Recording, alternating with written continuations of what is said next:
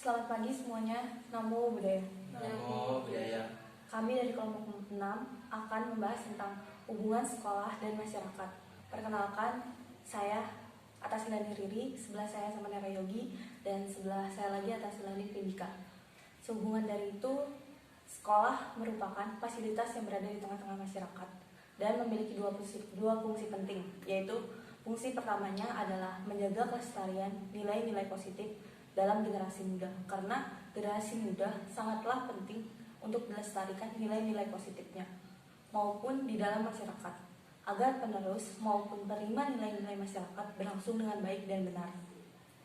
Fungsi yang kedua adalah sebagai lembaga yang dapat mendorong perubahan nilai dan tradisi sesuai dengan kemajuan dan ketentuan kehidupan serta pembangunan. Kedua fungsi seolah-olah bertentangan, akan tetapi dua fungsi ini sebenarnya dilakukan secara bersamaan. Oleh karena itu, fungsi yang kontroversial ini diperlukan pemahaman antara sekolah maupun masyarakat tersebut. Sekolah dan masyarakat merupakan salah satu bidang garapan administrasi pendidikan. Oleh karena itu, merasa perlu untuk menguraikan secara lebih terinci atau terperinci untuk tidak menimbulkan salah satu pengertian. Ada baiknya terlebih dahulu dijelaskan konsep tentang sekolah dan masyarakat. Istilah sekolah di sini merupakan konsep yang luas yang mencakup baik lembaga pendidikan formal maupun lembaga non formal. Sedangkan istilah masyarakat merupakan konsep yang mengacu kepada semua individu, kelompok, lembaga ataupun organisasi yang berada di luar sekolah sebagai lembaga pendidikan. Jadi apa pentingnya hubungan sekolah bagi masyarakat? Di sini menurut filosofis beberapa pandangan filosofis tentang hakikat sekolah itu sendiri dan hakikat masyarakat dan bagaimana hubungan antara keduanya. Yang pertama yaitu sekolah adalah bagian yang integral dari masyarakat. Ia bukan merupakan lembaga yang terpisah dari masyarakat. Yang kedua yaitu hak hidup dan kelangsungan hidup sekolah bergantung pada masyarakat. Yang ketiga yaitu sekolah adalah lembaga sosial yang berfungsi untuk melayani anggota-anggota masyarakat dalam bidang pendidikan. Yang keempat yaitu kemajuan sekolah dan kemajuan masyarakat saling berkorelasi, keduanya saling membutuhkan. Dan yang kelima yaitu masyarakat adalah pemilik sekolah. Sekolah ada karena masyarakat memerlukannya. Dan yang keenam yaitu sebaliknya, masyarakat harus dan wajib membantu dan bekerja sama dengan sekolah agar apa yang diolah dan dihasilkan sekolah sesuai dengan apa yang dikehendaki dan dibutuhkan oleh masyarakat. Lalu, apa tujuan dari hubungan sekolah dengan masyarakat tersebut? Ya, tujuannya itu ditinjau dari kepentingan sekolah. Pengembangan penyelenggaraan hubungan sekolah dari masyarakat bertujuan untuk yang pertama itu memelihara kelangsungan hidup sekolah. Yang kedua, meningkatkan mutu pendidikan di sekolah yang bersangkutan. Yang ketiga, memperlancarkan proses pembelajaran atau belajar mengajar. Yang keempat, yaitu memperoleh dukungan dan bantuan dari masyarakat yang diperlukan oleh pengembangan dan pelaksanaan program sekolah. Nah, yang selanjutnya sedangkan tinjauan dari kebutuhan masyarakat itu sendiri, tujuan hubungan dengan sekolah adalah untuk meningkatkan atau memajukan kesejahteraan masyarakat, terutama dalam bidang mental atau spiritual. Yang kedua, memperoleh bantuan sekolah dalam memecahkan berbagai masalah yang dihadapi oleh masyarakat. Yang ketiga, yaitu menjamin relevasi program sekolah dengan kebutuhan masyarakat. Yang selanjutnya, memperoleh kembali anggota-anggota masyarakat yang makin meningkat atau kemampuannya. Selanjutnya, apa tujuan pokok pendidikan yang diselenggarakan oleh pemerintah? Ada tiga tujuan dari pemerintah, yaitu mengembangkan mutu belajar dan pertumbuhan anak-anak. Makin bajunya konsep pendidikan menunjukkan menunjukkan kepada para pendidik, terutama guru-guru di sekolah, agar pendidikan dan pengajaran tidak lagi subject matter centered, tetapi hendaknya community life centered. Tidak lagi berpusat pada buku, tetapi berorientasi pada kebutuhan kehidupan di dalam masyarakat. Mengapa demikian? Jika hanya berfokus pada buku tersebut, belum tentu di masyarakat dapat diimplementasikan atau diterapkan pada kehidupan masyarakat ketika anak-anak tersebut terjun kepada masyarakat. Selanjutnya adalah yang kedua adalah meningkatkan tujuan dan mutu kehidupan masyarakat. Di dalam masyarakat yang demokratis, sekolah siokianya dapat menjadikan dirinya sebagai pelopor dan pusat perkembangan bagi perubahan masyarakat di dalam bidang kehidupan ekonomi, kebudayaan, atau teknologi. Karena semakin berkembangnya ilmu dan teknologi, maka perubahan pun semakin pesat. Maka sekolah pun harus meningkatkan mutunya di bidang kehidupan masyarakat tersebut agar dapat diimplementasikan saat masyarakat tersebut. Yang ketiga adalah mengembangkan pengertian antusiasme dan partisipasi masyarakat. Hal tersebut penting, apalagi bagi masyarakat sekarang ini. Mengapa demikian? Pada umumnya masih belum begitu menyadari bahwa tugas dan tanggung jawab pendidikan anak-anak adalah tugas dan tanggung jawab masyarakat di samping sekolah dan pemerintah tersebut. Jadi walaupun masyarakat masih salah berpikir bahwa pendidikan hanya ditugaskan untuk anak-anak dan pemerintah, padahal masyarakat tersebut memiliki hubungan yang sangat berperan aktif terhadap pendidikan bagi generasi yang akan ke depannya. Ada beberapa jenis-jenis hubungan sekolah dan masyarakat. Bahwa hubungan kerjasama sekolah dan masyarakat itu dapat digolongkan menjadi 3. Yang pertama yaitu hubungan edukatif, yang kedua yaitu hubungan kultural, yang ketiga yaitu hubungan institusional.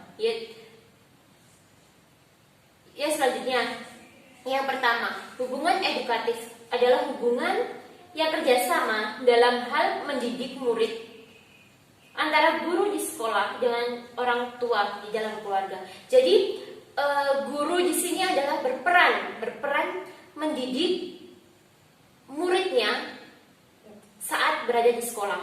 Nah, sedangkan orang tua itu berperan ketika seorang pendidik itu sudah di dalam rumah atau di dalam keluarga.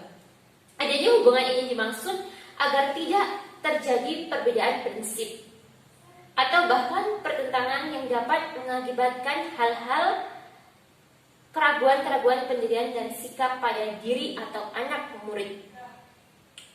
Antara perselisihan paham baik tentang norma-norma etika maupun norma-norma sosial yang hendaknya ditanamkan kepada anak-anak didik mereka, juga kerjasama dalam berusaha memenuhi fasilitas-fasilitas yang diperlukan untuk belajar di sekolah maupun di rumah. Jadi guru atau orang tua, guru harus memfasilitasi murid atau anak didiknya untuk belajar, dan sedangkan orang tua harus bisa memfasilitasi anak didiknya itu juga di rumah. Jadi anak tersebut itu bisa nyaman dalam belajar, bisa mengembangkan kreativitasnya dalam pembelajaran tersebut. Yang kedua, hubungan kultural, yaitu usaha kerjasama antara sekolah dan masyarakat yang memungkinkan adanya saling membina dan mengembangkan kebudayaan masyarakat tempat sekolah itu berada. Kita mengetahui bahwa sekolah merupakan suatu lembaga yang seharusnya dapat dijadikan barometer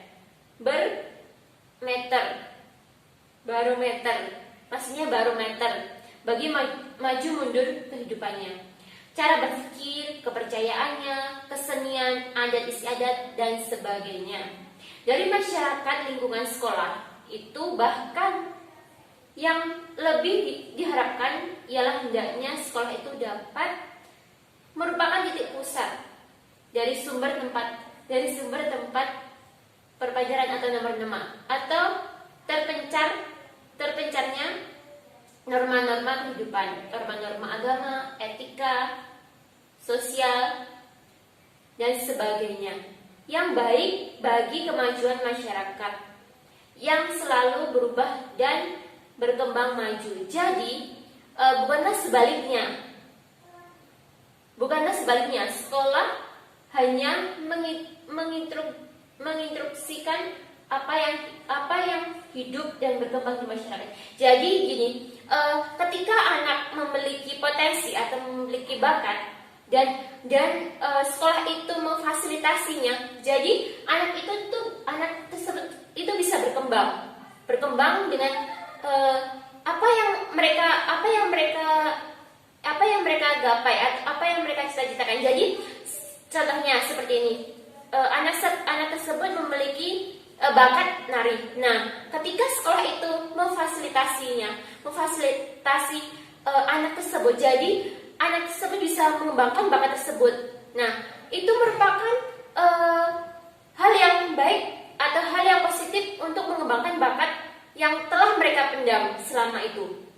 Nah, yang selanjutnya yaitu jenis hubungan yang ketiga ialah hubungan institusional, yakni hubungan kerjasama antara sekolah dengan lembaga-lembaga atau instansi-instansi resmi yang lain, bagi swasta maupun pemerintah, seperti hubungannya kerjasama antara sekolah dengan sekolah-sekolah lainnya, dengan kepala pemerintah setempat, jawatan pemerintahan, jawatan penerangan, jawatan pertanian, perilaku dan peternakan, perikanan dan peternakan, dengan perusahaan-perusahaan negara atau swasta yang berkaitan dengan perbaikan dan perkembangan pendidikan pada umumnya. Sekolah sebagai lembaga pendidikan yang mendidik anak-anak yang nantinya akan hidup sebagai anggota masyarakat yang berdiri atas bermacam-macam golongan, jabatan, status sosial, dan bermacam-macam pekerjaan. Sangat memerlukan adanya hubungan kerjasama itu. Dengan adanya hubungan ini, dapat meminta bantuan dari lembaga lainnya, baik berupa tenaga pengajar, pemberi ceramah tentang hal-hal yang berkaitan dengan pengadaan dan pengembangan materi kurikulum, maupun bantuan-bantuan yang berupa fasilitas serta alat-alat yang diperlukan kelancaran pelaksanaan program sekolah. Jadi sekolah-sekolah tersebut tuh harus bekerja sama antara sekolah-sekolah yang lain. Jadi dan lembaga. Jadi sekolah tersebut jika tidak mempunyai fasilitas, contohnya jika sekolah itu tidak mempunyai fasilitas kursi atau tempat duduk ya, nah otomatis kepala sekolah itu akan memberitakan atau akan mengumumkan atau melaporkan bahwa sekolah kita atau sekolah kami tidak ada fasilitas tempat duduk dan kursi. Seperti itu contohnya.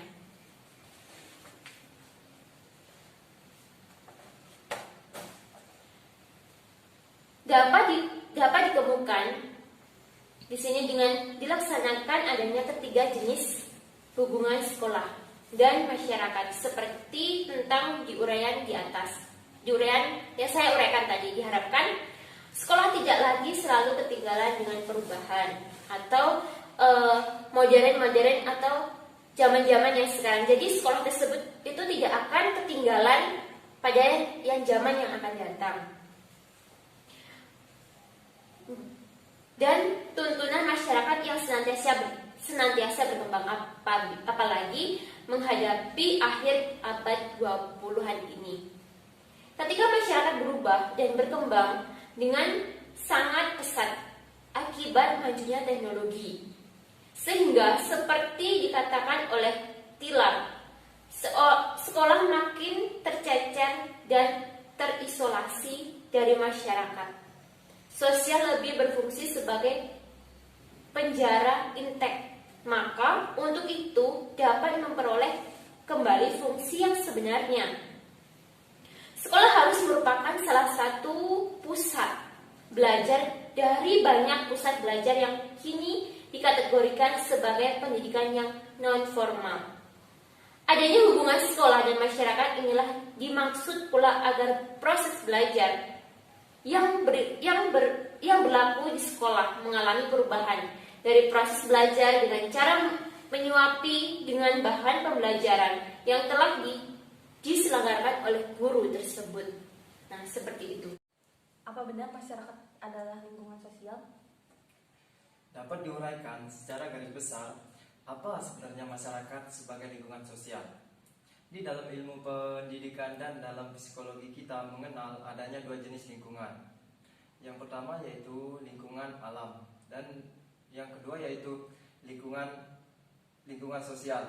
Yang dimaksud dengan lingkungan alam ialah segala sesuatu yang ada di dunia ini yang bukan manusia, seperti rumah, air, iklim, daerah pegunungan, daerah pantai, keadaan flora dan fauna, dan sebagainya. Sedangkan yang dimaksud dengan lingkungan sosial ialah semua orang lain yang mempengaruhi kita, termasuk secara pergaulannya, adanya istiadatnya, agama dan kepercayaannya, dan sebagainya. Pendeknya, lingkungan sosial yang dimaksud di sini adalah masyarakat manusia termasuk kebudayaannya. Masyarakat atau lingkungan sosial inilah yang menjadi fokus pembicaraan dalam kaitannya dengan usaha penyelenggaraan hubungan sekolah dan masyarakat. Dalam salah satu tulisan Dr. Siswojo mengemukakan bahwa isi lingkungan sosial dapat dikelompokkan menjadi 4 kategori yang satu sama lain saling berkaitan, yaitu yang pertama yaitu fisik, teknologi dan sumber manusia, dan yang kedua yaitu sistem hubungan keluarga dalam masyarakat. Dan yang ketiga yaitu jaringan-jaringan organisasi. Dan yang keempat yaitu cara-cara berpikir, kepercayaan, dan nilai-nilai.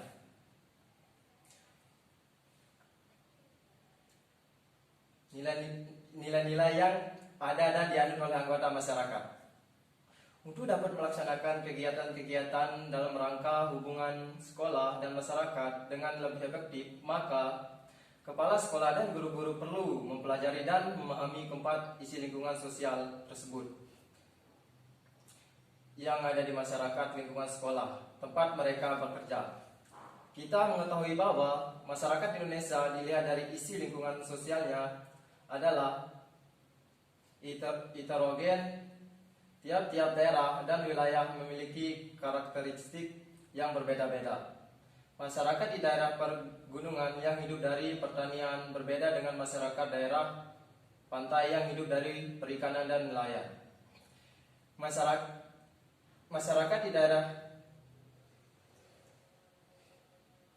di kota-kota besar yang umumnya menghidupkan sebagai pedagang, penguasa, karyawan, dan pegawai negeri, berbeda dengan masyarakat di pelosok-pelosok yang belum banyak dijamah oleh kemajuan teknologi.